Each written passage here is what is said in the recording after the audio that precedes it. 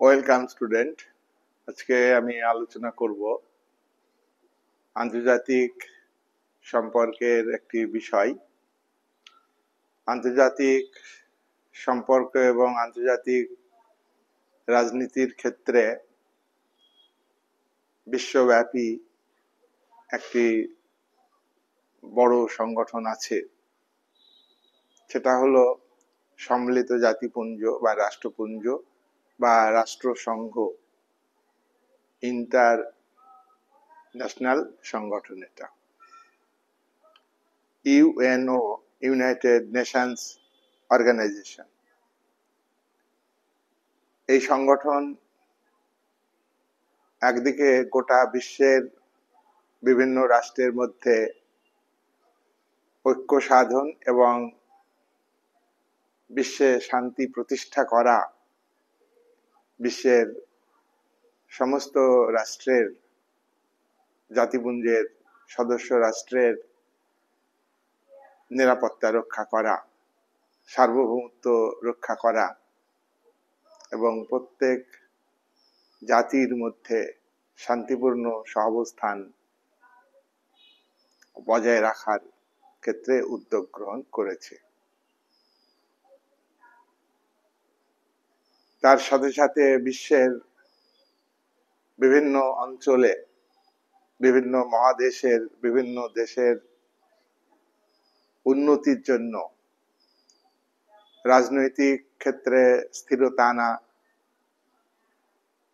আবার সামরিক শক্তি বৃদ্ধি করার জন্য সামরিক দিক থেকে আঞ্চলিক সংগঠন, অর্থনৈতিক, সামাজিক, রাজনৈতিক স্থিরতা বজায় এবং অর্থনৈতিক উন্নতি, সামাজিক ক্ষেত্রে উন্নতি বজায় করবার জন্য বিভিন্ন আঞ্চলিক সংগঠন গড়ে উঠেছে। এই সমস্ত আঞ্চলিক সংগঠন সম্পর্কে তোমাদের সিলেবাসে আছে। সেই আঞ্চলিক সংগঠন আমাদের দেশের একটা এবং আমাদের প্রতিবেশী দেশগুলো নিয়ে 8টা দেশ নিয়ে সার্ক একটা আঞ্চলিক সংগঠন আছে। এই সার্কের অন্তর্ভুক্ত দেশগুলির মধ্যে পারস্পরিক অর্থনৈতিক সহযোগিতা বৃদ্ধি, সাংস্কৃতিক বিকাশ, সাংস্কৃতিক লেনদেন, রাজনৈতিক স্থিরতা আনার ক্ষেত্রে এই সংগঠন গড়ে উঠেছে এবং ভূমিকা পালন করছে। কতটা সফল হয়েছে, কতটা ব্যর্থ হয়েছে সেটা বিতর্কিত বিষয়, সেটা আমরা আজকের আলোচনা করব না। আমরা আরো আঞ্চলিক সংগঠন, আসিয়ান, দক্ষিণ এশিয়ার কতগুলি দেশ নিয়ে তারা তাদের প্রত্যেকেরই আর্থিক বিকাশ, সামাজিক বিকাশ এবং রাজনৈতিক ক্ষেত্রে নিজ নিজ দেশের অভ্যন্তরে স্থিরতা, অস্থির পরিস্থিতিকে দূর করবার জন্য আসিয়ান সংগঠন গড়ে উঠেছে। আমরা এটা জানি, আন্তর্জাতিক ক্ষেত্রে আসিয়ান জাতিপুঞ্জের সঙ্গে সম্পর্ক রেখেছে। আঞ্চলিক সংগঠন হলেও ভারত, পাকিস্তান, বাংলাদেশ, মায়ানমার, আফগানিস্তান, নেপাল, ভুটান, এই দেশগুলো নিয়ে যে সার্ক আঞ্চলিক সংগঠন গড়ে উঠেছে, এই সংগঠনও বিভিন্ন দেশের মধ্যে পারস্পরিক সম্পর্ক বজায় রাখার ক্ষেত্রে যেমন ভূমিকা পালন করেছে, তেমনি আন্তর্জাতিক সংগঠন ইউএনওর সঙ্গেও সম্পর্ক রেখে চলেছে। আঞ্চলিক সংগঠন হিসাবে দক্ষিণ আফ্রিকার দেশগুলি মধ্যে ঐক্য আনার জন্য AU, আফ্রিকান ইউনিয়ন গঠিত হয়েছে। এটাও আঞ্চলিক সংগঠন। আঞ্চলিক সংগঠন হিসাবে গড়ে উঠেছে EU, এটা আর্থিক সংগঠন, আর্থিক পারস্পরিক আর্থিক সহযোগিতা বৃদ্ধি করবার জন্য ইউরোপের ইইউ মানে ইউরোপীয় ইউনিয়ন অর্থাৎ ইউরোপের দেশগুলো নিয়ে এই সংগঠন গড়ে উঠেছে। আঞ্চলিক সংগঠন সামরিক দিক থেকে গড়ে উঠেছে 1949 সালে সোভিয়েত ইউনিয়নের দ্বিতীয় মহাযুদ্ধের মধ্য দিয়ে যে অগ্রগতি পূর্ব ইউরোপের যেসব দেশে সমাজতান্ত্রিক ব্যবস্থা প্রতিষ্ঠিত করেছে, এই সমাজতান্ত্রিক ব্যবস্থার সম্প্রসারণ রোধ করবার জন্য সোভিয়েতের এগেনস্টে পশ্চিমের যুদ্ধ বিধ্বস্ত দেশগুলিকে নিয়ে মার্কিন যুক্তরাষ্ট্র সংগঠন গড়ে তুলেছে NATO, north Atlantic treaty organization. এই সংগঠন সামরিক শক্তি জোট, সামরিক শক্তি বৃদ্ধি করবার জন্য, সোভিয়েতকে জব্দ করবার জন্য এই সংগঠন সফল হয়েছে। সোভিয়েত ইউনিয়ন সমকালীন এই ন্যাটোর বিরুদ্ধে আমেরিকার নেতৃত্বে আঞ্চলিক সংগঠন সামরিক জোট সিয়াটো সেন্টো, ন্যাটো, সিয়াটো, সেন্টো তিনটি আঞ্চলিক জোটের বিরুদ্ধে, আঞ্চলিক সামরিক জোটের বিরুদ্ধে সোভিয়েত ইউনিয়ন ওয়ারশো চুক্তি করেছে। অর্থনৈতিক সংগঠন গড়ে তুলেছে সোভিয়েত ইউনিয়ন করেছে, মার্কিন যুক্তরাষ্ট্র করেছে। তাদের মধ্যে দ্বিতীয় মহাযুদ্ধের পর যে প্রতিযোগিতা, ঠান্ডা যুদ্ধের আবহাওয়ার প্রেক্ষাপটে একে অপরের বিরুদ্ধে ভূমিকা পালন করেছে। যাই হোক, এই সমস্ত আঞ্চলিক সংগঠন, আজকের আমি আলোচনা করব ইইউ, ইউরোপীয় ইউনিয়ন, এইটি সম্পর্কে আলোচনা করব এবং ইইউ এর সঙ্গে ভারতের কেমন সম্পর্ক আছে এটা নিয়ে আজকে ভিডিওর আলোচনা। আমরা এই কথা জানি, দ্বিতীয় মহাযুদ্ধের আগে বিশ্ব রাজনীতিতে ইউরোপের আধিপত্য ছিল। অক্ষ শক্তি জোট, জাপান, জার্মানি, ইতালি তিনটি দেশই কিন্তু দ্বিতীয় মহাযুদ্ধের আগের মুহূর্তে 30-এর দশকের মাঝামাঝি সময়ে ব্যাপক ক্ষমতার অধিকারী হয়েছে। জার্মানি ভার্সাই চুক্তিকে অমান্য করেছে, জার্মানি লিগ অফ নেশনসের সদস্য পদ ত্যাগ করেছে, জার্মানি নিরস্ত্রীকরণ চুক্তিকে অমান্য করেছে। লিগ অফ নেশনসের নেতৃত্বে যে নিরস্ত্রীকরণ চুক্তি হয়েছিল, এই সময়ে মার্কিন যুক্তরাষ্ট্র, তার বিদেশ নীতি ছিল আইসোলেশন, বিশ্ব রাজনীতি থেকে নিজেকে দূরে সরিয়ে রাখার বিদেশ নীতি মার্কিন যুক্তরাষ্ট্র গ্রহণ করেছিল। মার্কিন সরকার, মার্কিন রাষ্ট্র শুধু মার্কিন জনগণের জন্য, এই ছিল তাদের বক্তব্য। কিন্তু সে শক্তিশালী রাষ্ট্র ছিল। ইংল্যান্ড, ফ্রান্স পুঁজিবাদী গণতান্ত্রিক দেশ, আমেরিকাও পুঁজিবাদী গণতান্ত্রিক দেশ। ইংল্যান্ড ফ্রান্স শক্তিশালী দেশ ছিল। 1919 সালে পিস অফ প্যারিসের শান্তি বৈঠকে যে ভার্সাই চুক্তি করে জার্মানির উপর চাপিয়ে দেওয়া হয়েছিল ফ্রান্সের উদ্যোগে, তাই ফ্রান্স 1919 থেকে 1939 এই 20 বছর ধরে এক রাতও কিন্তু শান্তিতে ঘুমাতে পারেনি। তার কারণ যত অবিবেচনামূলক অবিচার করা হয়েছিল ভার্সাই চুক্তির মধ্য দিয়ে, রাজনৈতিক ক্ষেত্রে, সামরিক ক্ষেত্রে এবং ভৌগোলিক ক্ষেত্রে ভার্সাই চুক্তির মধ্য দিয়ে জার্মানিকে পঙ্গু করে রাখা হয়েছিল।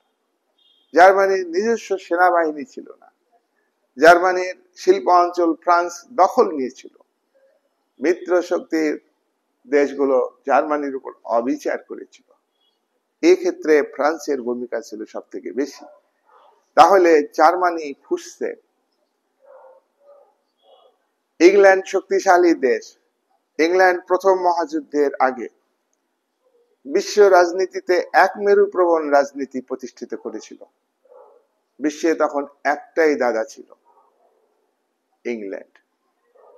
তবে পুঁজিবাদী দেশগুলিতে শিল্পায়নের ফলে তারা দ্রব্য বেচার জন্য এবং সমকালীন যুগের শিল্পায়নের প্রেক্ষাপটে বলছি, এবং তারা কাঁচামাল সংগ্রহের জন্য তারা কি করেছে, পৃথিবীতে উপনিবেশ স্থাপন করার উদ্যোগ নিয়েছে।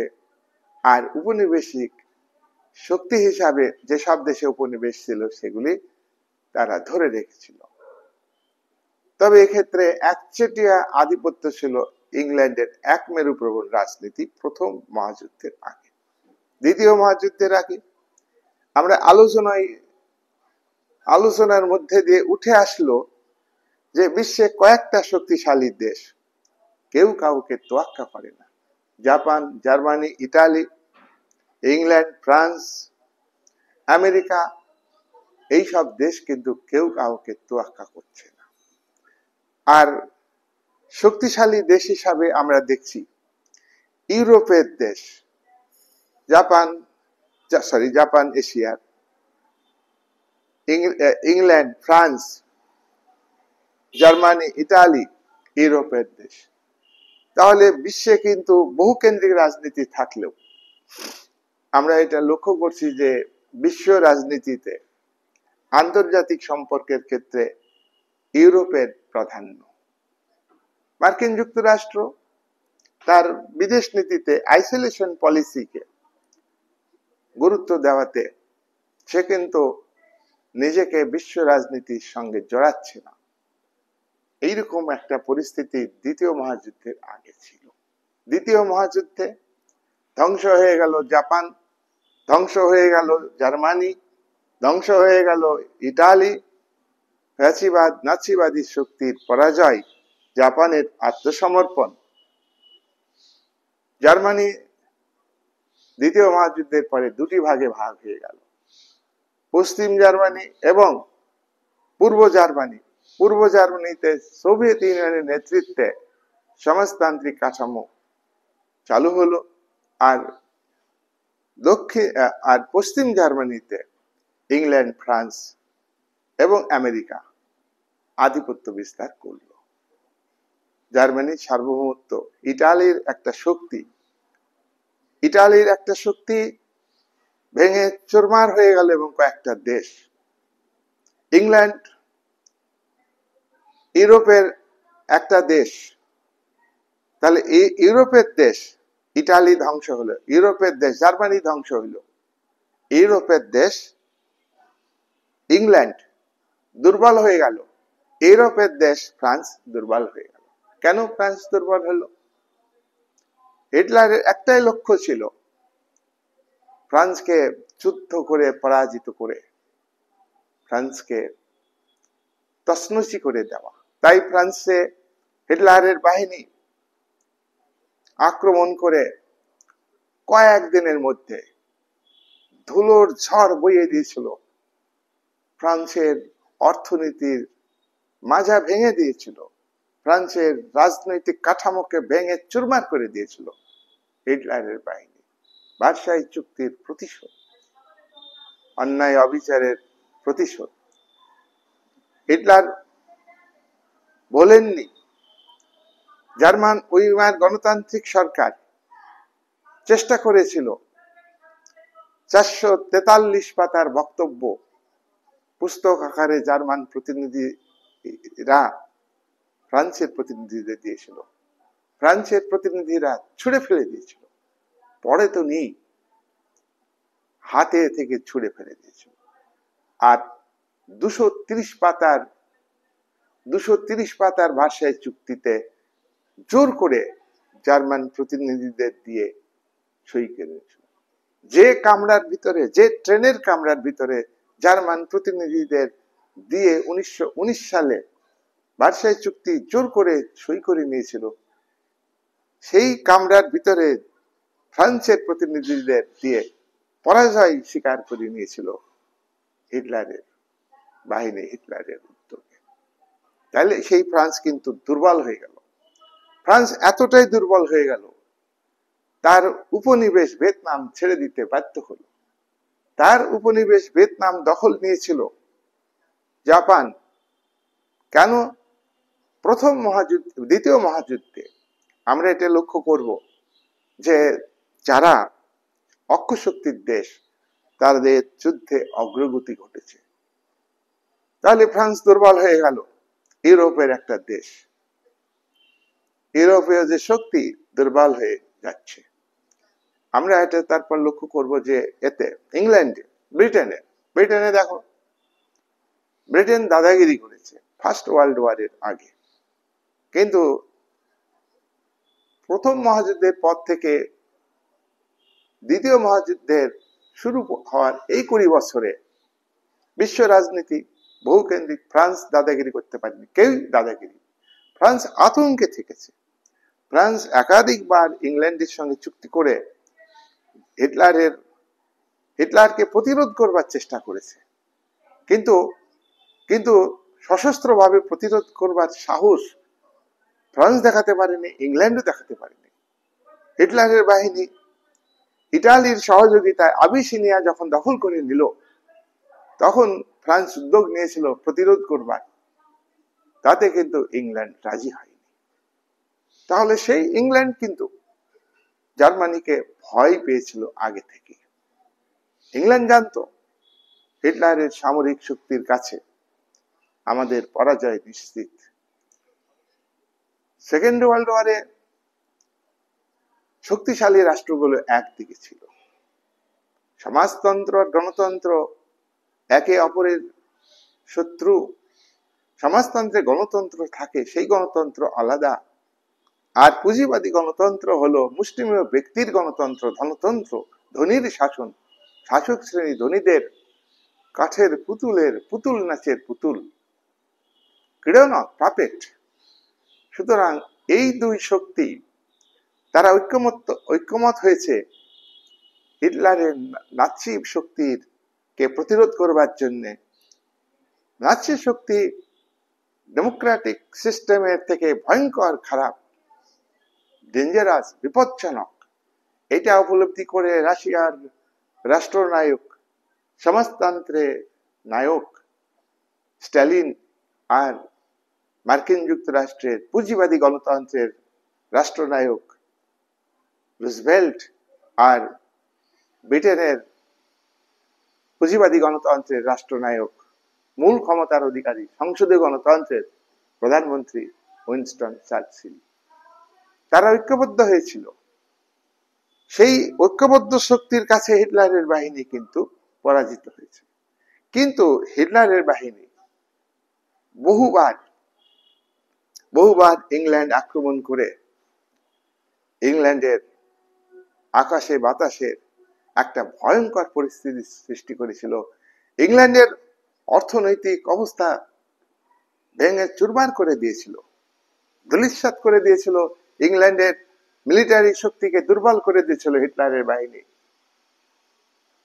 মার্কিন যুক্তরাষ্ট্র পরমাণু বোমা তৈরি করে যখনই ফেললো জাপানের উপর, জাপান আত্মসমর্পণ করার সঙ্গে সঙ্গে অক্ষশক্তির দেশগুলি আত্মসমর্পণ করতে বাধ্য হলো। তাহলে এইরকম একটা পরিস্থিতিতে দেখছি যে ইংল্যান্ড দুর্বল হয়ে গেল। পাশাপাশি আমরা দেখব যে আইসোলেশন পলিসি মার্কিন যুক্তরাষ্ট্র গ্রহণ করার ফলে মার্কিন যুক্তরাষ্ট্রের জাপানের আকাশ বাহিনী, বিমান বাহিনী পার্ল হারবার বন্দরে মুহুর্মুহু ঝুড়ি ঝুড়ি বোমা ফেললে সেই বন্দর ধ্বংস হয়ে গিয়েছিল। পার্ল হারবার বন্দর ধ্বংস হয়ে গেছিল। তখনই মার্কিন যুক্তরাষ্ট্র এই যুদ্ধে সরাসরি জড়িয়ে পড়ে। মার্কিন যুক্তরাষ্ট্র হিটলারের ইহুদি বিদ্বেষীর কারণে জার্মানির যারা ইহুদি জাতি বুদ্ধিমানের জাতি, ইহুদি জাতির রাষ্ট্রই কিন্তু ইসরায়েল আজকে যুদ্ধ করছে মৌলবাদের সঙ্গে। কিন্তু ইহুদি জাতি মার্কিন সাম্রাজ্যবাদীর খপ্পরে পড়েছে। ভবিষ্যৎই বলে দেবে যে মার্কিনের সঙ্গে ইহুদিদের সম্পর্ক কেমন থাকবে। আমরা এটা ফর্মুলাই বলছে যে মার্কিন যুক্তরাষ্ট্র ইহুদি রাষ্ট্র ইসরায়েলকে ছেড়ে দিবে না ভবিষ্যতে। মার্কিন যুক্তরাষ্ট্রের নীতি হলো কেউ আমার বিশ্বে অন্তরঙ্গ বন্ধু থাকবে না। প্রয়োজনে আমি সন্ত্রাসবাদ সৃষ্টি করব, প্রয়োজনে আমি সেই সন্ত্রাসবাদকে ধ্বংস করব। বিশ্বে যত সন্ত্রাসবাদী শক্তি সৃষ্টি করেছে মার্কিন যুক্তরাষ্ট্র। আবার মার্কিন যুক্তরাষ্ট্রের উপর যখন 2001 সালে 11ই সেপ্টেম্বর লাদেনের সন্ত্রাসবাদী গোষ্ঠী WTC ওয়ার্ল্ড ট্রেড সেন্টারের উপর আক্রমণ করে ধূলিসাৎ করে দিল এবং হোয়াইট হাউসের উপর আক্রমণ করতে উদ্যোগী হলো আল কায়দা বাহিনীর জঙ্গি বিমান, তাকে ধরার জন্য আফগানিস্তানে লাখো লাখো সেনা মার্কিন যুক্তরাষ্ট্র মোতায়েন করেছে। মার্কিন যুক্তরাষ্ট্র এইভাবে তার ইতিহাস আলোচনা করলে শেষ হবে না।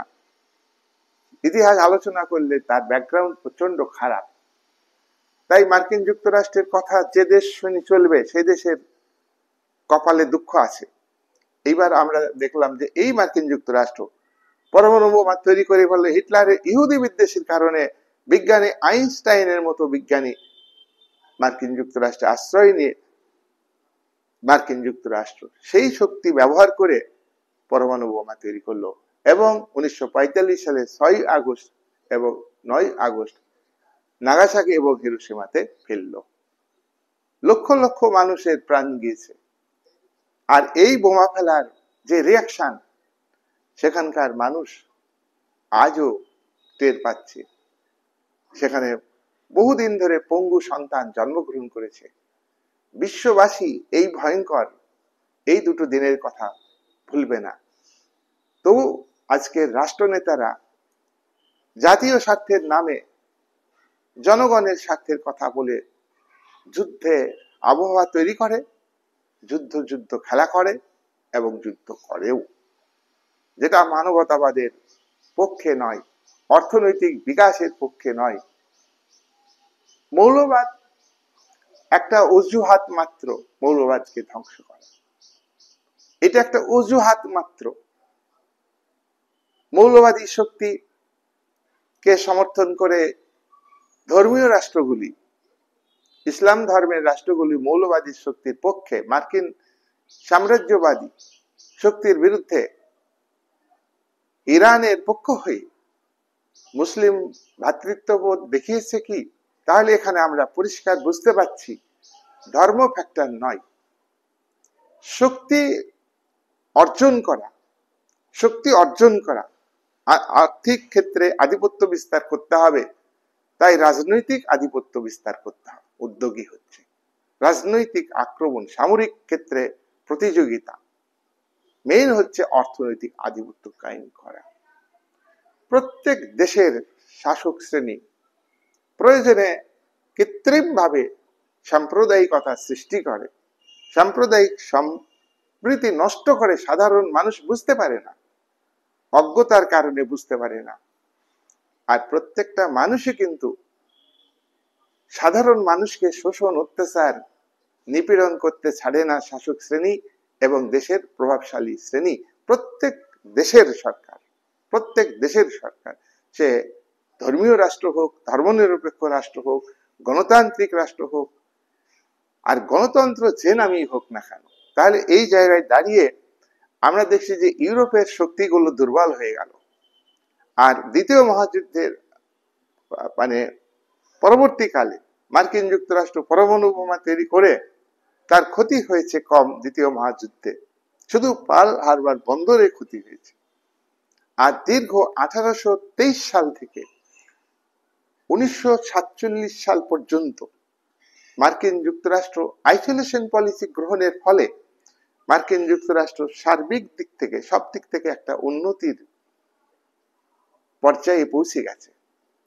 সেই দেশ সোভিয়েত ইউনিয়নকে প্রতিরোধ করবার জন্যই তার বিদেশ নীতিতে 1947 সালে মার্কিন রাষ্ট্রপতি ট্রুম্যান ডক্ট্রিন মৌলিক পরিবর্তন ঘটিয়ে যে এখন থেকে বিশ্ব রাজনীতিতে মার্কিন যুক্তরাষ্ট্র খেলবে, ইনভলভ হবে। আজকে কংগ্রেসের অধিবেশনে ট্রুম্যান ডক্ট্রিন এই কথা ঘোষণা করলেন। এতদিন যেভাবে মার্কিন যুক্তরাষ্ট্র বিদেশ নীতি গ্রহণ করেছে সেটা ঠিক ছিল। এই মুহূর্ত থেকে যদি মার্কিন যুক্তরাষ্ট্র বিদেশ নীতির ক্ষেত্রে, বিদেশ নীতিতে আইসোলেশন পলিসি ত্যাগ না করে ভুল হবে। তাই ইনভলভমেন্ট পলিসি গ্রহণ করতে হবে। ইন্টারন্যাশনাল পলিটিক্স অনেক পরিবর্তিত হয়েছে, বিশ্ব রাজনীতি আজকে অনেক পরিবর্তিত হয়েছে। সোভিয়েত ইউনিয়ন দ্বিতীয় মহাযুদ্ধের মধ্যে দিয়ে তার ক্ষতি হলেও হিটলারের বাহিনী আক্রমণ করে ঠিক পূর্বের ফ্রান্সের সম্রাট নেপোলিয়নের মতোই হিটলারের বাহিনী ক্ষতিগ্রস্ত হয়েছিল। নেপোলিয়ন বোনাপার্ট মস্কো অভিযান না করলে হয়তো বা তার পতন অত তাড়াতাড়ি হতো না। হিটলারের বাহিনী যদি মস্কো অভিযান না করত তাহলে হয়তো ইংল্যান্ডকে পরাজিত করে ফেলতো। ইংল্যান্ডের সামরিক শক্তি প্রতিরোধ করতে পারত না হিটলারের বাহিনীকে। যাই হোক, আমরা দেখলাম যে ইংল্যান্ড দুর্বল হলো, ফ্রান্স দুর্বল হয়ে গেল। ইউরোপের শক্তি জার্মানি ধূলিসাৎ হয়ে গেল। ইউরোপের শক্তি মানে ইংল্যান্ড দুর্বল হয়ে গেল। এবার রাশিয়া প্রায় ভূখণ্ড হচ্ছে ইউরোপের, রাশিয়া সুপার পাওয়ার স্টেটে পরিণত হল। এইবার ইউরোপের একটা শক্তি হিসাবে যদি ধরি রাশিয়াকে, সোভিয়েত রাশিয়াকে, তাহলে ইউরোপের শক্তি হিসাবে রাশিয়া দুই মহাদেশের ভূখণ্ড নিয়ে তৈরি। যাই হোক, রাশিয়া শক্তিশালী হলো পূর্ব ইউরোপ, তাহলে ইউরোপীয় যে শক্তি দুই ভাগ হয়ে গেল। পশ্চিম ইউরোপ যুদ্ধে বিধ্বস্ত, আমেরিকার সাহায্যের উপর নির্ভর করে তারা টিকে আছে। আমেরিকার নেতৃত্বে সামরিক জোটে তারা যোগদান করেছে। ইংল্যান্ড, ফ্রান্স গণতান্ত্রিক কাঠামোকে গ্রহণ করেছে, ডেমোক্রেটিক সিস্টেম, পার্লামেন্টারি ডেমোক্রেসি। এবং ফ্রান্সে পার্লামেন্টারি ডেমোক্রেসি এবং প্রেসিডেন্সিয়াল ফর্মস অফ গভর্নমেন্ট, এই দুইয়ের সংমিশ্রণে ফ্রান্সের শাসন ব্যবস্থা। যাই হোক, ডেমোক্রেটিক তো ডেমোক্রেটিক, এরা কিন্তু মিলিত হলো একদিকে। এইবার তাহলে ইউরোপের কিন্তু কর্তৃত্ব আর থাকছে না, ইউরোপের কর্তৃত্ব থাকছে না। ফ্রান্স, ইংল্যান্ড এরা কিন্তু অনেক দুর্বল হলো। ইউরোপের দেশ হিসাবে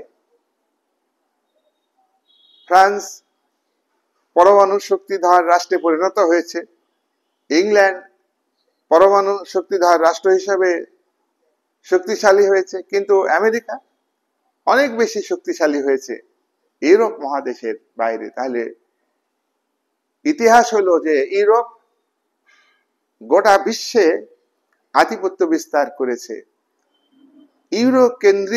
ইউরোসেন্ট্রিক পাওয়ার, বিশ্বের সমস্ত ক্ষমতা কিন্তু একসময় ইংল্যান্ডের হাতে ছিল। এবং দ্বিতীয় মহাযুদ্ধের আগেও ইউরোপের কয়েকটা দেশ শক্তিশালী ছিল, ইউরোপ কর্তৃত্ব করত, কিন্তু এবার ইউরোপের কর্তৃত্ব হারিয়ে গেল। তো যাই হোক, এরকম একটা প্রেক্ষাপটে ইউরোপের উপর ডলার সাম্রাজ্যবাদের আধিপত্য আছে। মার্কিন ডলার সাম্রাজ্যবাদ, মার্কিন মুদ্রা ডলার বিশ্বে একচেটিয়া আধিপত্য বিস্তার করেছে। ব্রিটেনের সামরিক শক্তি দুর্বল।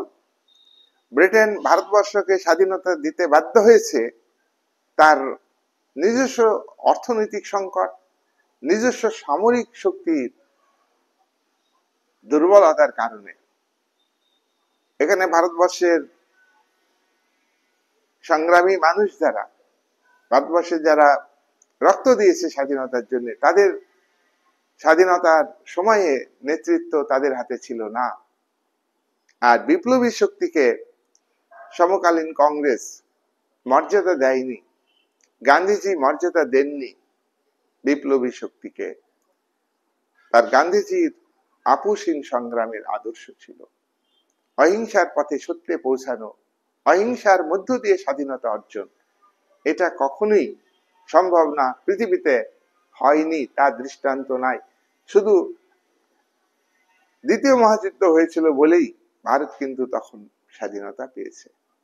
যাই হোক, আমরা দেখলাম যে দ্বিতীয় মহাযুদ্ধের পরে দুটি সুপার পাওয়ার স্টেটের আবির্ভাব হচ্ছে। একদিকে সোভিয়েত ইউনিয়ন সমাজতান্ত্রিক দেশগুলোকে নিয়ে একটা শিবির তৈরি করেছে।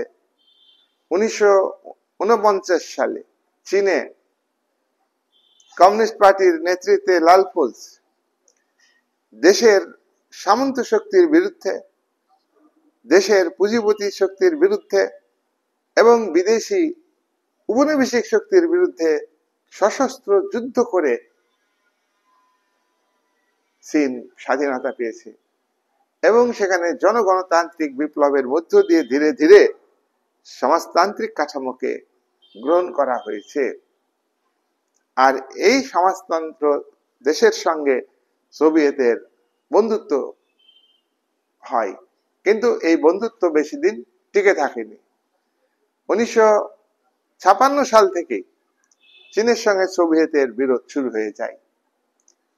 সোভিয়েত ইউনিয়নের আভ্যন্তরীণ ক্ষেত্রে স্ট্যালিনকে বিষ প্রয়োগে কমিউনিস্ট পার্টির স্ট্যালিন বিরোধী গোষ্ঠী ট্রটস্কি পন্থী তারা হত্যা করেন। ট্রটস্কি পন্থী, স্ট্যালিন বিরোধী পন্থী তারা কিন্তু ক্ষমতায় চলে আসে 1956 সালে। নিকিতা ক্রুশ্চেভ ক্ষমতায় আসেন। এটা কিন্তু গল্প নয়। নিকিতা ক্রুশ্চেভ 4 ঘন্টার বক্তব্যে 4 ঘন্টা সময় ব্যয় করেছিলেন স্ট্যালিনের বিপক্ষে বক্তব্য রেখে। স্ট্যালিন বাদে নিপাত যাক, দি স্ট্যালিনাইজেশন। নিকিতা ক্রুশ্চেভ 1956 সালে সোভিয়েত রাশিয়ায় ক্ষমতায় এসেই স্ট্যালিনের মূর্তি, লেনিনের মূর্তি ভেঙে চুরমার করে দিয়েছিল। এগুলো হচ্ছে কমিউনিস্ট পার্টির আভ্যন্তরীণ ত্রুটি, নেতৃত্বের সংগ্রাম এবং স্ট্যালিন বিরোধী শক্তি তারা কিন্তু পুঁজিবাদকে সমর্থন করেছে। 1956 সালে সোভিয়েত রাশিয়ার ফরেন পলিসি ছিল যে পুঁজিবাদের সঙ্গে আর লড়াই করার দরকার নাই। মার্কিন যুক্তরাষ্ট্রের যে পুঁজিবাদী দেশ তারা দুর্বল হয়ে গেছে, তাই পুঁজিবাদী শিবিরের সঙ্গে লড়াই না গিয়ে পিসফুল কো এক্সিস্টেন্স পলিসি অর্থাৎ শান্তিপূর্ণ সহাবস্থানের নীতি গ্রহণ করতে হবে। তাই ক্রুশ্চেভের নেতৃত্বে সোভিয়েত রাশিয়া পুঁজিবাদী দেশগুলির প্রতি নরম মনোভাব দেখিয়েছিল।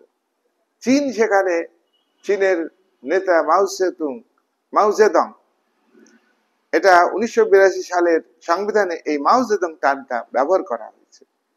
তখনকার দিনে মাও জেদং টার্মটা ছিল। যাই হোক,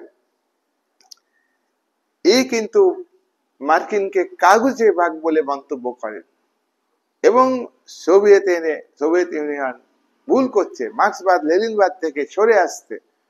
চীন এই কথা বলেছে ঠিকই, কিন্তু চীনও আবার মার্ক্সবাদ লেনিনবাদ থেকে সরে এসেছে। মার্ক্সবাদ লেনিনবাদ থেকে সরে আসা তার বড় প্রমাণ হলো যে ভারতকে আক্রমণ করেছে, ভারতের কাশ্মীর রাজ্যকে দখল নিয়েছে, আকসাই অঞ্চল দখলে রেখেছে 1962 সালে। কোন মার্ক্সবাদী তত্ত্বে কোনো জায়গায় উল্লেখ নেই যে সাম্রাজ্যবাদী নীতি গ্রহণ করতে হবে, উপনিবেশবাদী নীতি গ্রহণ করতে হবে, নয়া সাম্রাজ্যবাদ গ্রহণ করতে হবে, নয়া উপনিবেশবাদ গ্রহণ করতে হবে। মার্ক্সবাদ আত্মনিয়ন্ত্রণের অধিকারকে স্বীকার করে।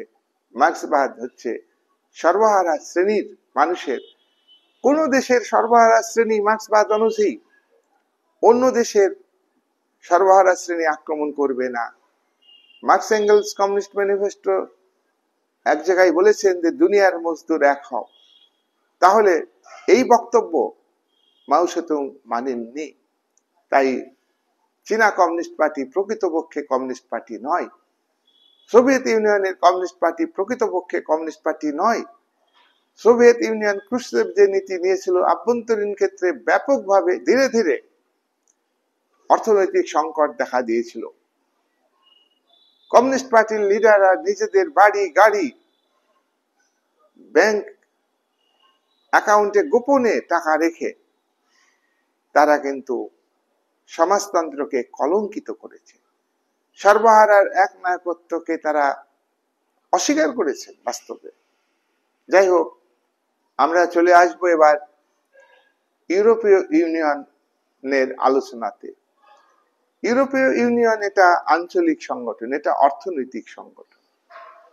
এই সংগঠনের মধ্য দিয়ে বিশ্বের বিভিন্ন দেশের সঙ্গে অর্থনৈতিক অংশীদারত্ব তৈরি করা, অর্থনীতিতে বিভিন্ন দেশকে অংশীদার করা, বিভিন্ন দেশের অর্থনৈতিক সংকট মোকাবেলা, অর্থনৈতিক ক্ষেত্রে সহযোগিতা, পারস্পরিক সহযোগিতা, এইটা করবার জন্য কিন্তু ইউ তৈরি হয়েছে। এটা ইউরোপীয় সংগঠন, এটা ইউরোপীয় সংগঠন ইউরোপের দেশগুলো নিয়ে তৈরি হয়েছে। ইউরোপকে ঐক্যবদ্ধ করতে হবে, ইউরোপকে ঐক্যবদ্ধ করতে হবে, ইউরোপীয় দেশগুলির অর্থনৈতিক উন্নতি করতে হবে। তাই ইসিএসসি ইউরোপীয় কমিউনিটি তৈরি করলো 6টা দেশ 1955 সালে 20 মে। এই সংগঠন তার আগেই এই সংগঠন তৈরির একটা প্রেক্ষাপট তৈরি হয়েছিল। 1951 সালে European coal and steel community, European coal and steel community এর সংক্ষিপ্ত রূপ হচ্ছে ইউরোপিয়ান কোল, ইসি, আর স্টিল কমিউনিটি হচ্ছে এসসি। তাহলে ইসিএসসি। ফ্রান্সের প্রধানমন্ত্রী রবার্ট শুম্যান এই একটা অতি জাতি সংগঠন, অতি জাতি সংগঠন মানে কি? জাতি সংগঠন হচ্ছে রাষ্ট্র। বর্তমানে তোমরা জেনে রাখবে যে বর্তমানে রাষ্ট্রকে জাতি রাষ্ট্র বলা হয়, এই টার্মটা মডার্ন টার্ম। তাহলে অতি জাতি সংগঠন মানে অনেকগুলো রাষ্ট্র নিয়ে একটা সংগঠন গড়ে তুলতে হবে। ইসিএসি এই বক্তব্য গ্রহণ করে এবং ফ্রান্সের প্রাইম মিনিস্টার রবার্ট শুম্যান একটা আঞ্চলিক সংগঠন, অতিজাতি সংগঠন তৈরির কথা প্রথম বললেন। ইসিএসির ফুল ফর্ম আমি বলেছি, বারবার বলবো না, আমারও বলছি, European coal and steel community 1951 সালে গড়ে ওঠে। আমি পরে সংক্ষেপে ইসিএসি সব বড় হাতের ব্যবহার করবে। ইসিএসি এই যে ফ্রান্সের প্রাইম মিনিস্টার ইসিএসির পক্ষ থেকে প্রথম একটা সংগঠন, আঞ্চলিক সংগঠন গড়ে তোলার কথা বললেন। কেন বললেন? দেখো, ফ্রান্স আর জার্মানি একটা সবসময় কিন্তু বিরোধের মধ্যে থাকে। কেন বিরোধের মধ্যে থাকে? যেমন ভারত আর পাকিস্তানের মধ্যে যেমন বিরোধ, তেমনি ফ্রান্স আর জার্মানির মধ্যে কিন্তু বিরোধ, প্রতিবেশী রাষ্ট্র। তোমরা কথা জানো যে ফ্রান্সের আধিপত্য ছিল, উপনিবেশ ছিল জার্মানির বিরাট ভূখণ্ডে। সেখানে জার্মানির প্রাশিয়ার রাজ্যের প্রধানমন্ত্রী বিসমার্ক সেদানের যুদ্ধের মাধ্যমে 1870-71 সালে সেদানের যুদ্ধের মাধ্যমে ফ্রান্সকে পরাজিত করে জার্মানি ঐক্যবদ্ধ করেন এবং জার্মানি একটা রাষ্ট্রে পরিণত হয়েছে, শক্তিশালী রাষ্ট্রে পরিণত হয়েছে। ফ্রান্স পরাজিত হলো জার্মানির কাছে। এটা ফ্রান্সের জনগণের মধ্যে একটা আঘাত তৈরি হলো, আহত জাতীয়তাবাদ। এইটা প্রতিশোধ নেওয়ার চেষ্টা করেছে। আর জার্মানি 1870 থেকে 1914 এই সময়ের মধ্যে শিল্পায়ন ঘটিয়েছে। বিসমার্ক প্রথম 20 বছরই শিল্পায়ন ঘটিয়েছে। আর পরবর্তী জার্মানির শাসক দ্বিতীয় কাইজার উইলিয়াম, তিনি যুদ্ধ অনুযায়ী দেহি আবহাওয়া তৈরি করেছিলেন। তা সে কেন যুদ্ধ বাঁধানোর পরিবেশ, তার দ্রব্য বিশ্ববাজারে বেচতে হবে, এই কারণে বাজার দখল করতে হবে। তাই জার্মানিতে উগ্র জাতীয়তাবাদ সৃষ্টি হয়। জার্মানি প্রথম মহাযুদ্ধের জন্য একটা বিশেষভাবে দায়ী, কথা ঠিকই, কিন্তু জার্মানিকে এককভাবে দায়ী করা যায় না। তাহলে সেই ফ্রান্সের সঙ্গে বিরোধ জার্মানির। এবার দেখো, প্রথম মহাযুদ্ধের পরে 1919 সালে প্যারিসের শান্তি বৈঠকে, ফ্রান্সের রাজধানী প্যারিস শহরে শান্তি বৈঠক হলো। সেখানে ভার্সাই চুক্তি করে চাপিয়ে দিল জার্মানির উপরে। জার্মানি ভৌগোলিক সীমানা থাকলো না, দেশটাই থাকলো না বলতে গেলে। নিজের সেনাবাহিনী জার্মানি ছিল না, খুব মিত্র শক্তির দেশগুলি সেনাবাহিনী মোতায়েন ছিল। নির্দিষ্ট পরিমাণ অর্থ জার্মানিকে দিতেই হবে, পঙ্গু করে রাখা হয়েছিল তাকে। তার ভৌগোলিক সার্বভৌমত্ব, রাজনৈতিক সার্বভৌমত্ব, অর্থনৈতিক সার্বভৌমত্ব, সামরিক সার্বভৌমত্ব সব চুরমার করে দিয়েছিল ফ্রান্সের নেতৃত্বে। তাই কিন্তু ফ্রান্সকে আবার হিটলার আক্রমণ করেছিলেন, পরাজিত করেছিলেন। ফ্রান্স আর জার্মানি বিরাট খারাপ সম্পর্কের মধ্যে দিয়ে চলেছে। তাই এই জার্মানি আর ফ্রান্সের মধ্যে একটা বন্ধুত্ব গড়ে তুলতে হবে। ফ্রান্স ইউরোপের দেশ, জার্মানি ইউরোপের দেশ, এইটা ভেবেছিলেন ফ্রান্সের প্রধানমন্ত্রী রবার্ট শুম্যান। তিনিই প্রথম একটা আঞ্চলিক অতি জাতি রাষ্ট্র গঠনের উদ্যোগের কথা বললেন। জার্মানি আর ফ্রান্সের মধ্যে বিরোধ, এই বিরোধের প্রেক্ষাপট আমি আলোচনা করলাম। এটা দূর হবে। বেলজিয়াম হল্যান্ড ফ্রান্সের প্রাইম মিনিস্টারের বক্তব্যকে সমর্থন করে। তাহলে আমরা কি কি পেলাম? এই যে ইইউ গঠনের যে পদক্ষেপ, সেখানে আমরা দেখলাম ফ্রান্স উদ্যোগ নিল, ফ্রান্স, জার্মানি, তার সঙ্গে যুক্ত হলো আরো 3টি দেশ, বেলজিয়াম, হল্যান্ড যোগ দিল। তাহলে 4টি দেশ হয়ে গেল। ইউকে অর্থাৎ ইউনাইটেড কিংডম, গ্রেট ব্রিটেন যেটাকে বলা হয়, স্কটল্যান্ড, আয়ারল্যান্ড এবং ইংল্যান্ড মিলে হলো গ্রেট ব্রিটেন। সেই কারণে সংক্ষেপে ইউকে, ইউনাইটেড কিংডম, বাংলা হচ্ছে যুক্তরাজ্য। এটা এই ব্রিটেন কিন্তু যোগ দিল না। এইবার ইউরোপীয় ইউনিয়ন গঠন করতে হবে। ইসিএসি একটা উদ্যোগ নিছে, European coal and steel community, ECSC. আমি আবার ফুল ফর্ম বললাম। এইখানে তোমার 6টি দেশ 1955 সালে, আগে বলেছি 1951-তে উদ্যোগ নিয়েছে ইসিএসি। 1955 সালে মে মাসে Belgium, Holland, Luxembourg, France, Germany এবং ইটালি, এই কটা দেশের কাছে স্মারকলিপি জমা দিল ইসিএসি। এবং এই কথা এই 6টা দেশ এর কাছে, Belgium, Holland, Luxembourg, France, Germany এবং ইটালি, এই সব দেশের কাছে স্মারকলিপি জমা দিল ইসিএসি। এবং ইসিএসি ইউরোপিয়ান কমন মার্কেট গঠনের জন্য উদ্যোগ নেয়। ইউরোপীয় কমন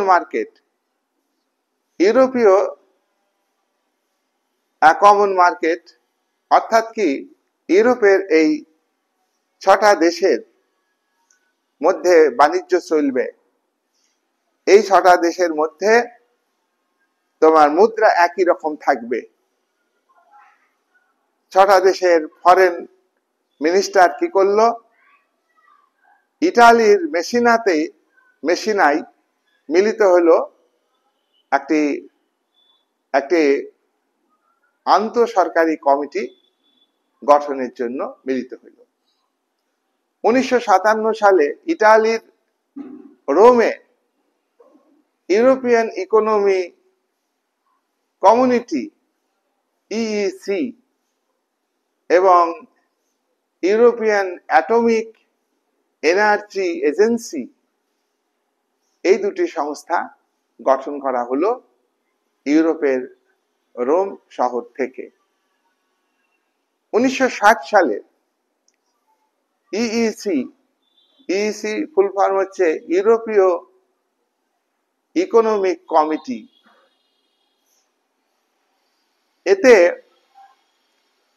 এতে কিন্তু ইউকে অর্থাৎ গ্রেট ব্রিটেন যোগদান করে। 1973-এ 6টা দেশের অনুমতি নিয়ে গ্রেট ব্রিটেন যোগ আগিয়ে দিল। আর 1973 সালে 6টা দেশের অনুমতি নিয়ে, 6টা দেশের নাম আমরা আগেই বলেছি, Belgium, Holland, Luxembourg, France, Germany, Italy, এদের অনুমতি নিয়ে ডেনমার্ক এবং আয়ারল্যান্ড যোগ দিল। 1981 সালে ইইসিতে অর্থাৎ ইউরোপীয় ইকোনমিক কমিউনিটিতে যোগ দিল গ্রিস। 1986 সালে স্পেন, পর্তুগাল ইউরোপীয় কমিউনিটিতে যোগদান করলো, ইইসিতে যোগদান করলো, ইউরোপীয় ইকোনমিক কমিটিতে যোগদান করলো। তাহলে মোট হলো 12টা রাষ্ট্র। 1991 সালে নেদারল্যান্ডের মাস্ট্রিট টাউনে 12টা দেশ ইইসির ইউরোপীয় অর্থনৈতিক গোষ্ঠী, ইউরোপীয় ইকোনমিক কমিউনিটি অর্থাৎ ইউরোপীয় অর্থনৈতিক গোষ্ঠী ইইসি,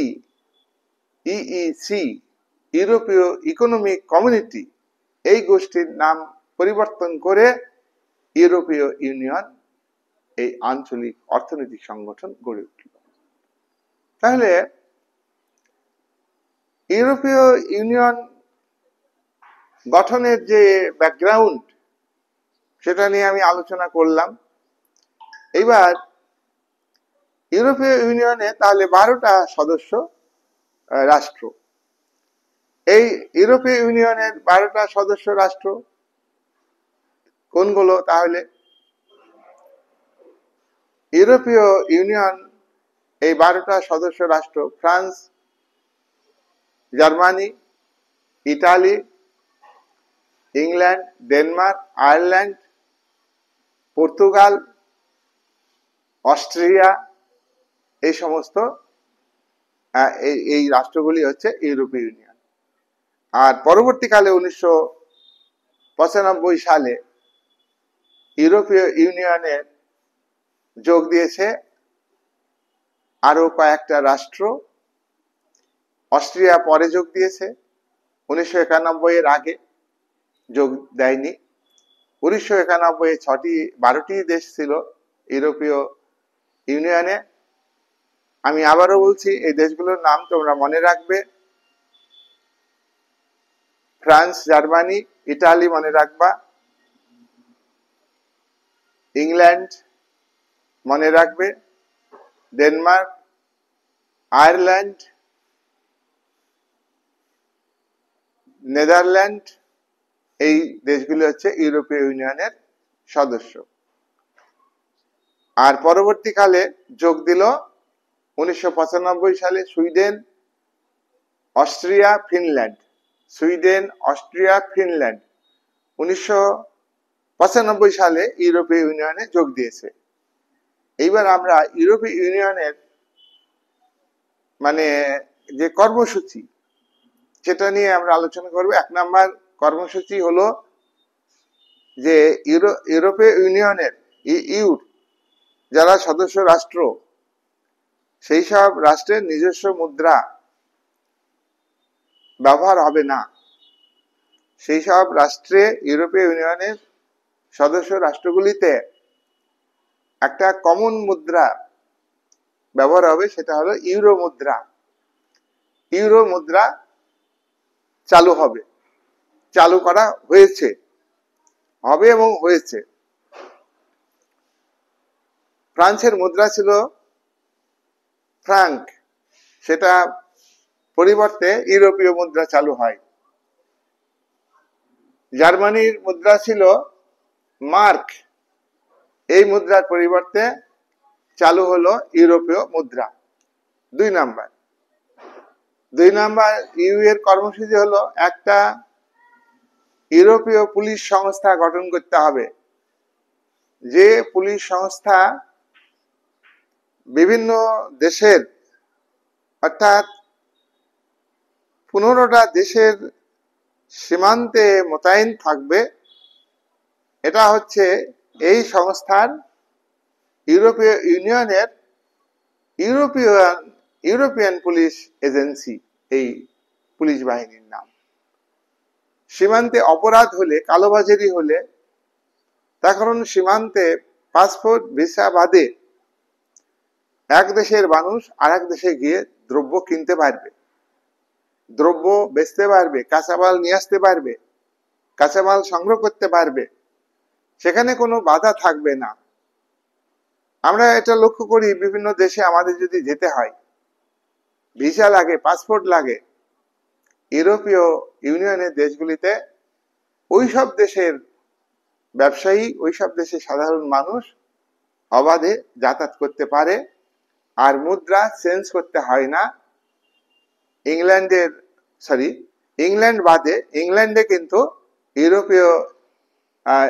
ইউরো মুদ্রা চালু হয়নি, আর বাকি দেশগুলিতে তোমার চালু হয়েছে।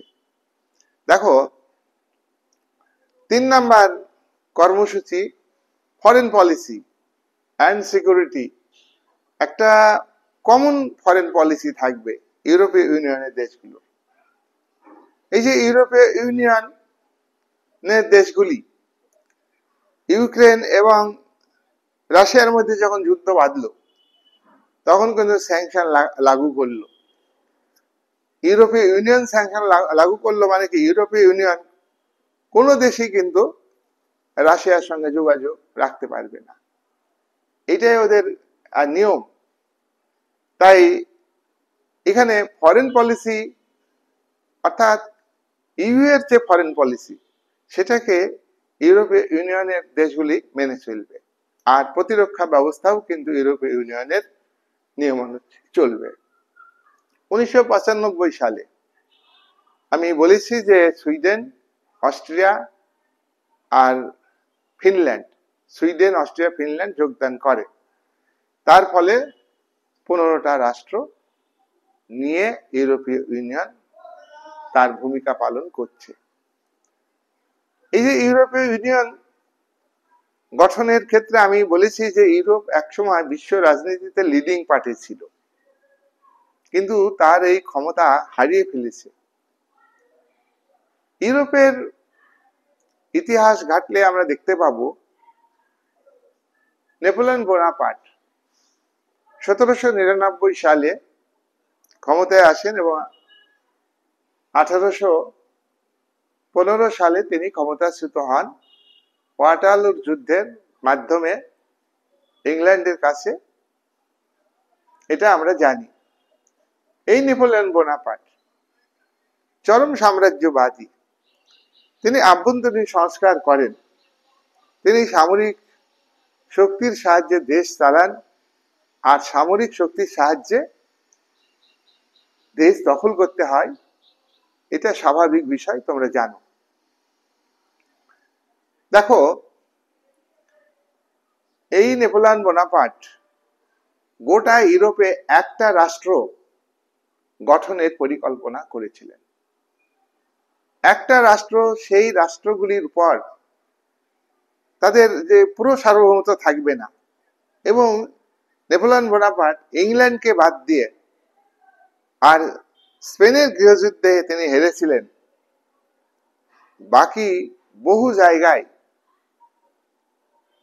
অস্ট্রিয়া যেটা, সেই অস্ট্রিয়া কিন্তু জার্মানির ছোট ছোট ৩৯টা রাজ্যের উপরে, জার্মানি তখন পরাধীন দেশ, সেই ভূখণ্ডের উপর অস্ট্রিয়ার আধিপত্য ছিল, উপনিবেশ ছিল।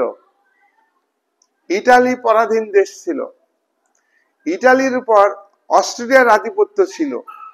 সমকালীন যুগে ইউরোপের শক্তিতে অস্ট্রিয়ার প্রাধান্য ছিল।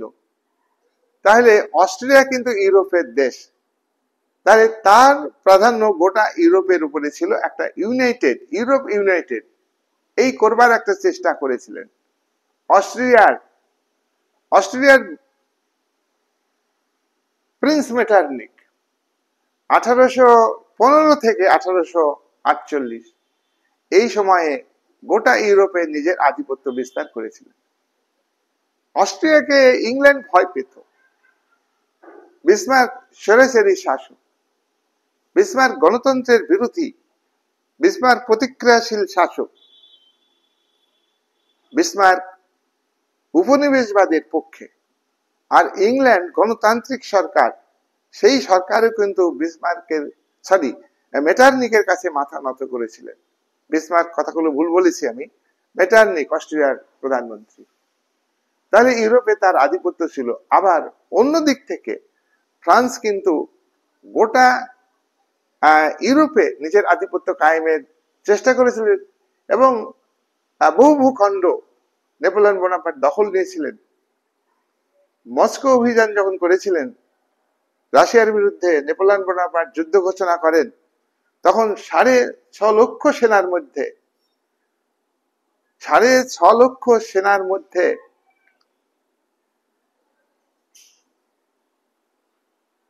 2 লাখ সেনা ছিল ইউরোপের পরাধীন ভূখণ্ডের সেনারা। সুতরাং ইউরোপের উপর নেতৃত্ব দানের উদ্যোগ নেপোলিয়ন বোনাপার্ট গ্রহণ করেছিলেন, অনেকটা সফল হয়েছেন, কিন্তু শেষমেশ তিনি ব্যর্থ হয়েছেন। তাহলে ইউরোপীয় ইউনিয়ন গোটা পৃথিবীতে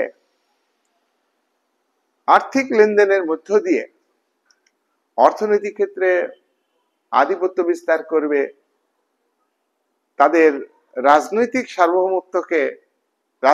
সার্বভৌমত্বের বহিঃপ্রকাশ ঘটাবে অর্থনীতির মাধ্যমে, সে বিষয়ে সন্দেহ নেই।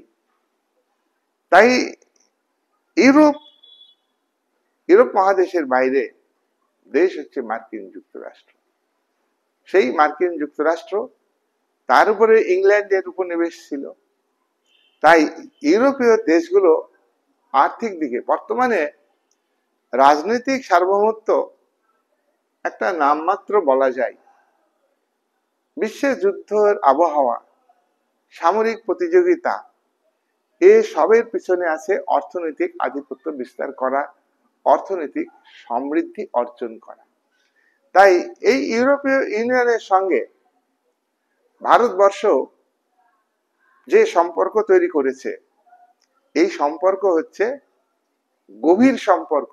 ইউরোপীয় ইউনিয়নের সঙ্গে ভারতের সম্পর্ক হচ্ছে গভীর সম্পর্ক, ওতপ্রোত সম্পর্ক, বহু মাত্রিক সম্পর্ক। আমি আগেই বলেছি এটা অর্থনৈতিক সংগঠন। এই অর্থনৈতিক সংগঠন নির্ভর করে বাণিজ্যের উপর, এক্সপোর্ট অর্থাৎ রপ্তানি, এক্সপোর্ট ইম্পোর্ট এর উপর নির্ভর করে। ভারতবর্ষ ইউরোপীয় ইউনিয়নকে এতটাই গুরুত্ব দেয় যে ইউরোপীয় ইউনিয়নের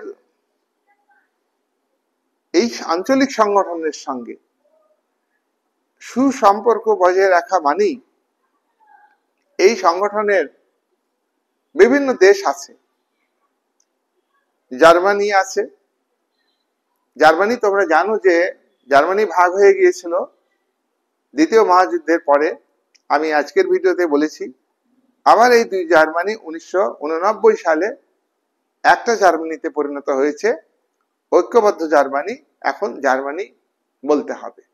1989 সালে জার্মানির দুটি দেশেরই বার্লিন রাজধানী ছিল, আর সেই বার্লিন অবিভক্ত জার্মানি, যেটা দ্বিতীয় মহাযুদ্ধের আগে বার্লিন রাজধানী ছিল, তোমরা জানো, সেই বার্লিন কুমড়ো কাটা করে ভাগ করে পাঁচিল দিয়েছিল দুই জার্মানির লোকেরা। পূর্ব জার্মানিতে সমাজতন্ত্র আর পশ্চিম জার্মানিতে পুঁজিবাদ। সমাজতন্ত্র ভেঙে গেছে অর্থনৈতিক সংকটে, নেতৃত্বের ত্রুটির কারণে তারা সমাজতন্ত্রকে ঘৃণা করে দুই জার্মানি এক হয়েছে, হয়ে একটা জার্মানি দেশে পরিণত হয়েছে। তাহলে এই জার্মানির সঙ্গে ভালো সম্পর্ক রাখতে হবে, ইটালির সঙ্গে ভারতের সম্পর্ক রাখতে হবে, ফ্রান্সের সঙ্গে ভালো সম্পর্ক রাখতে হবে। এই সম্পর্ক হচ্ছে গভীর সম্পর্ক।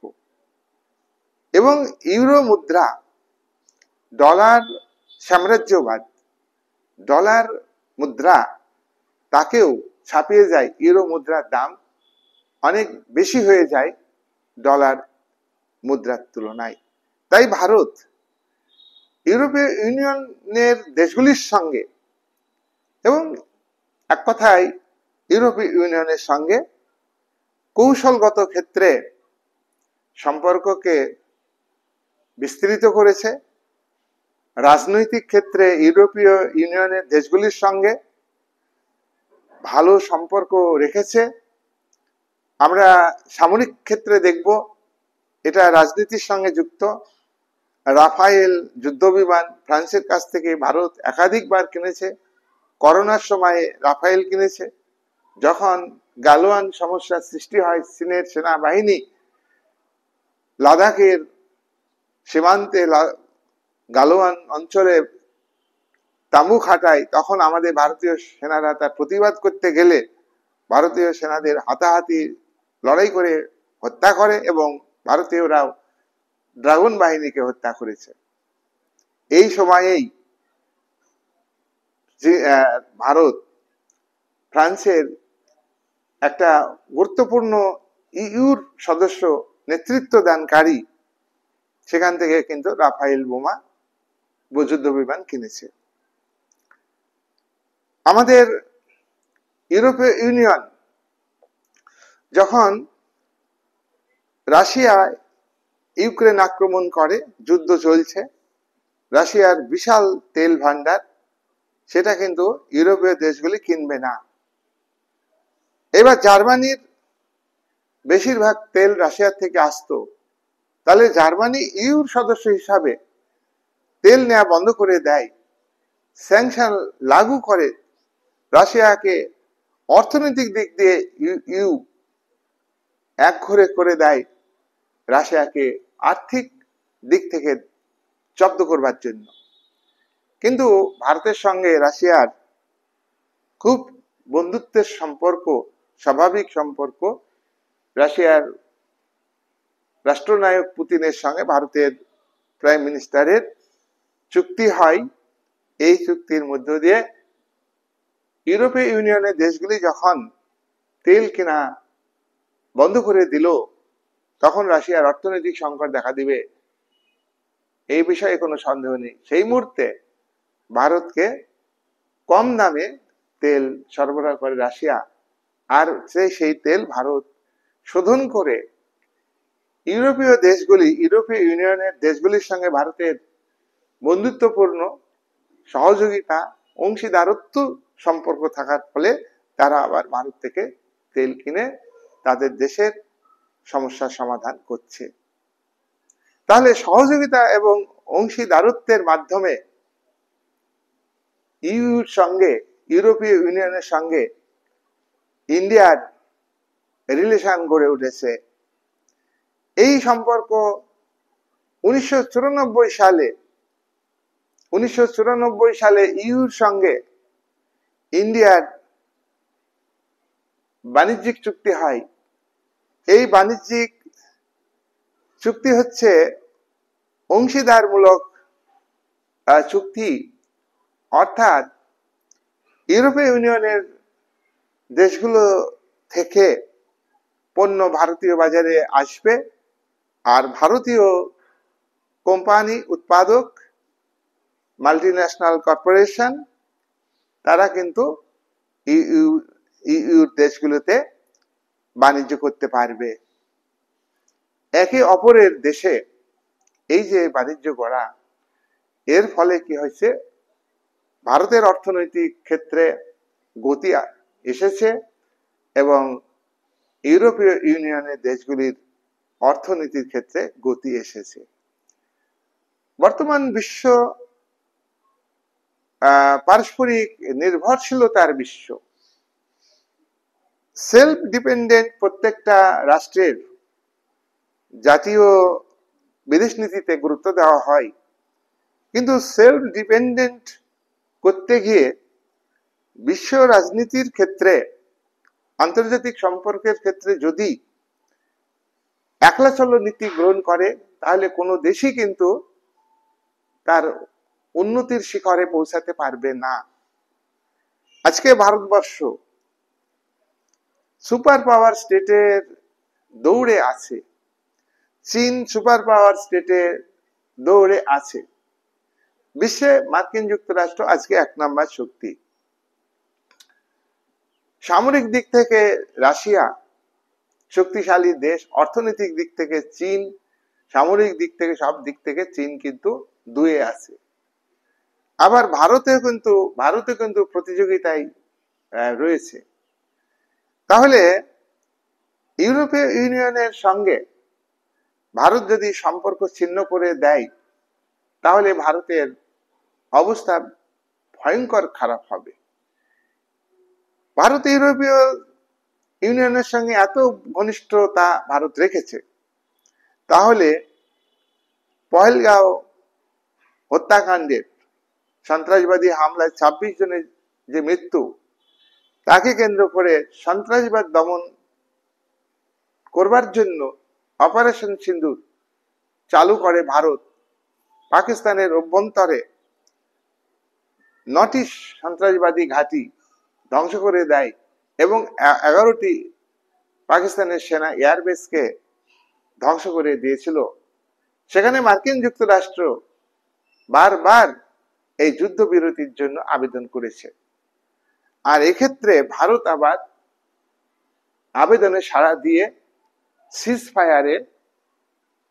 সিজ ফায়ার করতে, যুদ্ধবিরতি করতে একমত হয়েছে। ভারতের জনমত কিন্তু এটাকে ভালোভাবে নেয়নি। ভারতের আজাদ কাশ্মীর, যেটা পাকিস্তান অকুপাইড কাশ্মীর, আইনগতভাবে ভারতের ভূখণ্ড। রাজা হরি সিং সই করেছেন যে কাশ্মীর ভারতের অবিচ্ছেদ্য অংশ। কাশ্মীর মানে হলো একটাই কাশ্মীর, কিন্তু ইন দা মেন টাইম সই করার আগেই পাকিস্তানের হানাদার বাহিনী, পাকিস্তান বাহিনী এবং যে পিওকে এখন পাকিস্তানের নিয়ন্ত্রণে রয়েছে, সেই জায়গা ভারতীয় জনমতে আশা করেছিল যে দখল নিবে। 1971 সালের যুদ্ধে পাকিস্তানের 1 লক্ষ সেনা ঢাকার মাঠে আত্মসমর্পণ করতে বাধ্য হয় ভারতীয় সেনাদের কাছে। সিমলা চুক্তি অনুযায়ী সেনা ফেরত দেওয়া হয়েছে। সেই মুহূর্তে ভারতীয় সেনা ইসলামাবাদ, লাহোর, এই সমস্ত জায়গায় পৌঁছে গেছিল যুদ্ধ করতে করতে। তখন সরাসরি ঘোষিত যুদ্ধ। আর সাম্প্রতিককালে যে সিজ ফায়ার হলো, এটা কিন্তু ঘোষিত যুদ্ধ নয়, সন্ত্রাসবাদ দমনের নামে অপারেশন কি বলবো, অপারেশন সিঁদুর, এই একটা অপারেশন সন্ত্রাসবাদকে ধ্বংস করবার জন্য। তার কারণ সন্ত্রাসবাদী শক্তি পাকিস্তানের অভ্যন্তরে আশ্রয় নেয় ঘাঁটি গাড়ে, আর পাকিস্তানের সরকার এবং পাকিস্তানের সেনা সন্ত্রাসবাদীর সঙ্গে গাঁটছাড়া সম্পর্ক স্থাপন করে। তার বড় প্রমাণ, সন্ত্রাসবাদীদের ঘাঁটি গুড়িয়ে দিলে ভারতীয় সেনারা সেখানে সন্ত্রাসবাদীদের জাতীয় পতাকা, সন্ত্রাসবাদীদের ডেড বডিতে জাতীয় পতাকা মুড়ে দিয়ে তাদেরকে শহীদ হিসাবে পাকিস্তান সরকার ঘোষণা করে। তাহলে এই জায়গায় দাঁড়িয়ে মার্কিন যুক্তরাষ্ট্রের কথা শুনে ভারত মাথা নত করেছে। এই যে বিষয়টাকে, এটা যদিও বিতর্কিত, আমি একাডেমি বলবো, তাহলে তার সঙ্গে জানা কথা, একথা ইন্ডিয়া গভর্নমেন্ট অর্থনৈতিক কারণে, বাণিজ্যিক কারণে, তাহলে ইউ এর সঙ্গে এতটা ভালো সম্পর্ক, আজকে রাশিয়ার সঙ্গে এত ভারতের সুসম্পর্ক, তাহলে রাশিয়া তেল ভারত ইউরোপীয় ইউনিয়নকে দিচ্ছে। আজকে ন্যাটোর সদস্য পশ্চিম ইউরোপের দেশগুলো, ফ্রান্স ন্যাটোর সদস্য, জার্মানি, ইটালি সব ন্যাটোর সদস্য, সামরিক জোটে আছে। আর এই সামরিক জোটে প্রত্যেকটা দেশই কিন্তু ইউক্রেনকে কেন্দ্র করে, রাশিয়ার সঙ্গে ইউক্রেনের যে যুদ্ধ হচ্ছে, রাশিয়া কিন্তু শত্রু ভাবে। তাহলে সেই দেশগুলোর সঙ্গে ভারত আবার ইউর মধ্যে দিয়ে অংশীদারত্ব সম্পর্ক রাখছে, বন্ধুত্বের সম্পর্ক রাখছে। তাহলে তখন ভারতের বিদেশ নীতিতে এটা ভাবা হলো না যে রাশিয়া যদি রাগ করে আমাদের উপরে, রাশিয়া যদি আমাদের বিপক্ষে যায়। তার কারণ রাশিয়া এবং চীনের যে বর্তমান সম্পর্ক, এ সম্পর্ক খুব একটা ভালো না হলেও, খুব স্বাভাবিক না হলেও, কিন্তু চীন এবং রাশিয়ার মধ্যে যে সীমান্ত বিরোধ ছিল অতীতে, তার কারণ আমেরিকাকে রুখার জন্য, ন্যাটো শক্তিকে প্রতিরোধ করবার জন্য চীন এবং রাশিয়া ঐক্যমতে আছে। তাইওয়ানকে কেন্দ্র করে চীন এবং আমেরিকার সঙ্গে যে দ্বন্দ্ব, সেখানে ভারত চুপচাপ থাকে, কিন্তু তাইওয়ানের ব্যাপারে রাশিয়া চীনকে সাপোর্ট করে। সুতরাং এই জায়গায় দাঁড়িয়ে ইউরোপীয় ইউনিয়নের সঙ্গে ভারতের সম্পর্ক রাখতেই হবে। যেমনটি হচ্ছে মধ্যপ্রাচ্যের যুদ্ধে ভারতের বিদেশ নীতিতে ব্যালেন্স তৈরি করা হয়, ইরানের বিরোধিতা করেনি, ইরানকে সরাসরি ভাবে সাপোর্টও করেনি, আবার ইরানের সঙ্গে সম্পর্কও রেখেছে।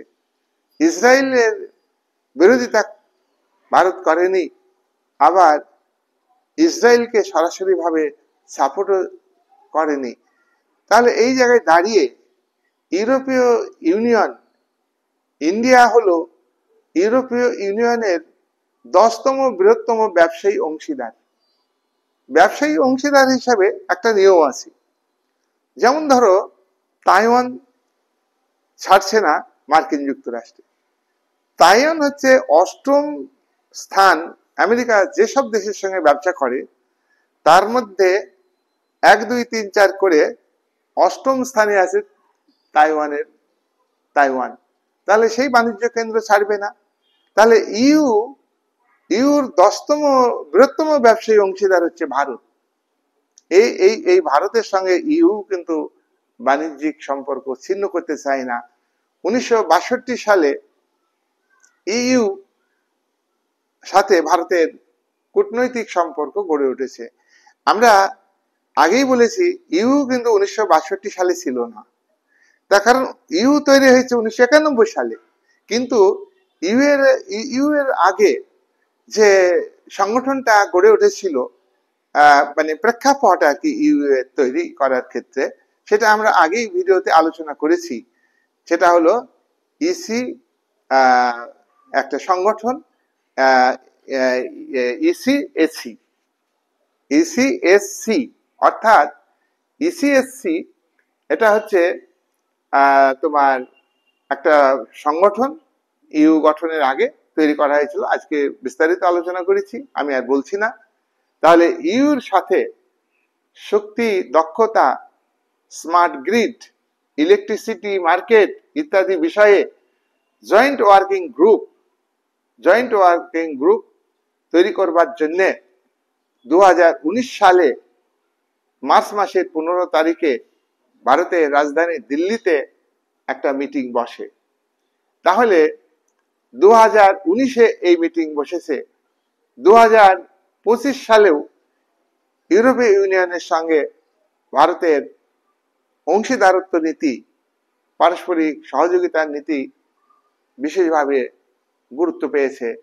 তাই ইউর সঙ্গে ভারতের সম্পর্ক ছিন্ন হওয়া মানেই ভারতের অর্থনৈতিক ক্ষেত্রে সংকট আসবে। পাকিস্তান যেমন ভারতের বিরুদ্ধে সবসময় একটা বিদ্বেষ নীতি গ্রহণ করে পররাষ্ট্র নীতি নির্ধারণ করে, তাতে পাকিস্তানের অর্থনীতিতে সংকট দেখা দিয়েছে। স্বাধীনতার পরে প্রথম 10 বছরে ভারতের তুলনায় পাকিস্তানের অর্থনীতি ভালো ছিল, কিন্তু পাকিস্তান সরকার একটা নিরপেক্ষ দৃষ্টিভঙ্গি নিয়ে চলে না। পাকিস্তান আজকে বিভাজনের দিকে। পাকিস্তানের একটা বড় প্রদেশ যেটা হলো বালুচ প্রদেশ, বালুচ লিবারাল আর্মি তারা বিদ্রোহ ঘোষণা করেছে, তারা আলাদা রাষ্ট্র চাইছে। আর একে আফগানিস্তানের তালিবান সরকার সমর্থন করে, ভারতও সমর্থন করে। সুতরাং এই জায়গায় দাঁড়িয়ে বিশ্ব রাজনীতির সঙ্গে বিভিন্ন আঞ্চলিক সংগঠনের সঙ্গে সার্কের যেমন ভারতের ভূমিকা আছে। পাকিস্তান ভারতের দাদাগিরি মেনে নিতে পারে না, নেপালও মেনে নিতে পারে না। তারপর সার্কের মধ্যে ভারত হচ্ছে অনেকটাই বড় দেশ, শক্তিশালী দেশ। তাই ইউরোপীয় ইউনিয়নের ক্ষেত্রে, যে ইউরোপীয় ইউনিয়নে এখনো ইংল্যান্ডে ইউকে ইউরোপীয় ইউনিয়নের সদস্য হলেও তার নিজস্ব মুদ্রা তার দেশে চলে, ইউরো মুদ্রা চালাতে দেয় না। সুতরাং ইউরোপীয় ইউনিয়ন আন্তর্জাতিক ক্ষেত্রে যে ইউরো মুদ্রা চালু করেছে এবং তাদের সদস্য রাষ্ট্রগুলির মধ্যে এই মুদ্রা চলে, অবাধে চলে। এখানে নিজ নিজ দেশের মুদ্রা চলে না। এই মুদ্রার মূল্য আন্তর্জাতিক ক্ষেত্রে ডলারের মূল্য থেকে অনেক ছাড়িয়ে যায়। যাই হোক, ইউরোপীয় ইউনিয়নের সঙ্গে ভারতের সম্পর্ক, পারস্পরিক সম্পর্ক, অংশীদারত্ব সম্পর্ক, বন্ধুত্বপূর্ণ সম্পর্ক এটা আছে, আগামী দিনে থাকবে। উভয় ইউরোপীয় ইউনিয়নের দেশগুলির স্বার্থে, অপরদিকে ভারতের স্বার্থে। ভারতের বাণিজ্যিক সম্পর্ক, ভারত গ্যাট চুক্তিতে সই করেনি, তাই গ্যাট চুক্তির মধ্যে দিয়ে বাণিজ্যের প্রসার ঘটানো দরকার। সেখানে গ্যাট চুক্তির মাধ্যমে উন্নত রাষ্ট্রগুলি দরিদ্র রাষ্ট্রগুলিকে শোষণ করতে চাই। ভারত সিটিবিটিতেও সই করেনি, সেখানে ভারতের একটা বিরাট বলিষ্ঠ ভূমিকা নিতে হয়। ভারত আজকে সিকিউরিটি কাউন্সিলের স্থায়ী সদস্য পদ লাভের ক্ষেত্রে ইতিবাচক ভূমিকা পালন করছে, যে জাতির সদস্য হয়। এখানে চীন বিরোধিতা করে, আমেরিকাও বিরোধিতা করে।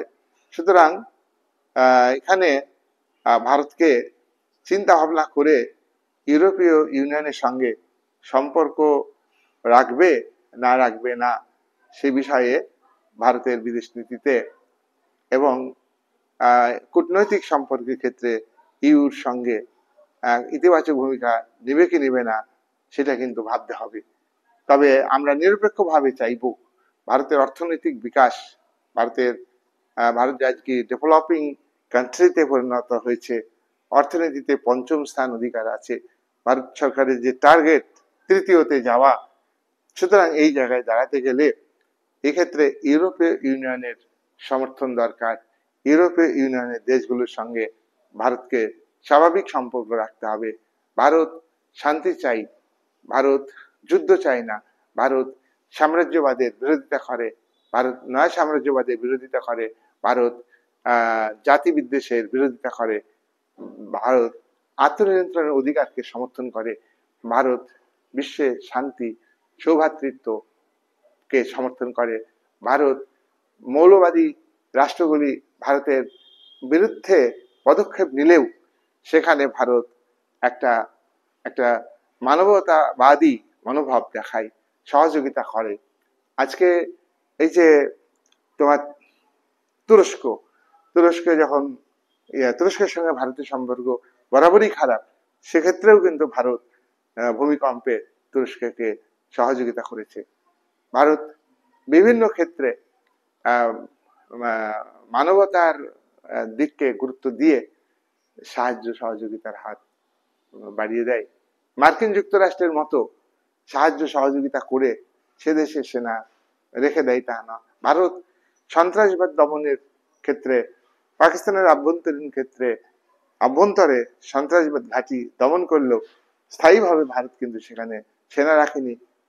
পাশাপাশি মার্কিন যুক্তরাষ্ট্র সে কিন্তু সন্ত্রাসবাদ দমনের নামে আফগানিস্তানে দীর্ঘদিন ধরে সেনা রেখেছে। মার্কিন যুক্তরাষ্ট্র মানবাধিকার রক্ষার নামে, মার্কিন যুক্তরাষ্ট্র রাসায়নিক বোমা তৈরিতে ইরাককে বাধা দেওয়ার নামে সে দেশের আভ্যন্তরীণ ক্ষেত্রে হস্তক্ষেপ করেছে। 2003 সালে ইরাকের প্রেসিডেন্ট সাদ্দাম হোসেনকে ক্ষমতাচ্যুত করে এবং সেখানে পাপেট গভর্নমেন্ট তৈরি করে তার মাধ্যমে সাদ্দামের ফাঁসি দেওয়ার ব্যবস্থা করে এবং ফাঁসি হয়। তবু তো মার্কিন সেনা ইরাকের উপরে আছে। এই ধরনের সম্পর্ক নিয়ে ভারত, এই ধরনের মনোভাব নিয়ে ভারত কিন্তু ইউর সঙ্গে সম্পর্ক রাখে না। ভারত চেষ্টা করে যে পৃথিবীতে যুদ্ধ নয়, পৃথিবীতে শান্তি বিরাজ করুক এবং প্রত্যেকটা সম্মিলিত জাতিপুঞ্জের যে সঙ্গে ইউর যে স্বাভাবিক সম্পর্ক, ভারতের সঙ্গেও জাতিপুঞ্জের একটা ভালো সম্পর্ক আছে। তবে ইউর সাংগঠনিক বলিষ্ঠতা হলো যে ইউক্রেন যুদ্ধের সময় রাশিয়া এবং এর মধ্যে যুদ্ধ যখন হয়, ভারত তখন একটা নিরপেক্ষ দৃষ্টিভঙ্গি গ্রহণ করেছিল, নিরপেক্ষতা বজায় রেখেছিল। কিন্তু ইউ সদস্য রাষ্ট্রগুলি তারা আবার অন্যদিকে ন্যাটোর সদস্য, সেই কারণে রাশিয়ার এগেনস্টে ব্যবস্থা নেওয়ার কথা জাতিপুঞ্জে ঘোষণা করেছিল।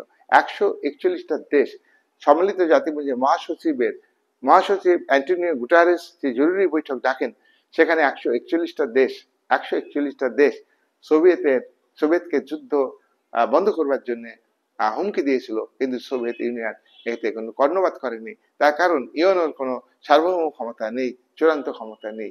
তবু ইউ কিন্তু ইউএনওর সঙ্গে স্বাভাবিক সম্পর্ক রাখার চেষ্টা করেছে, তারও ইতিহাস আছে। আর ভারতের সঙ্গে বন্ধুত্বপূর্ণ সম্পর্ক রেখে চলছে। এই বাণিজ্য করা মানে কি শুধু একটা দেশের লাভ নয়, উভয় দেশের মধ্যেই লাভ আছে। বহুপাক্ষিক চুক্তি ইউর সঙ্গে ভারত করেছে, বিভিন্ন ক্ষেত্রে, বিভিন্ন দ্রব্যের ক্ষেত্রে ইত্যাদি ক্ষেত্রে ইতিবাচক ভূমিকা উভয়ের মধ্যেই রয়েছে। যাই হোক, আজকের ভিডিও অনেক বড় হয়ে গেল, এখানে আমি আলোচনাটা শেষ করলাম।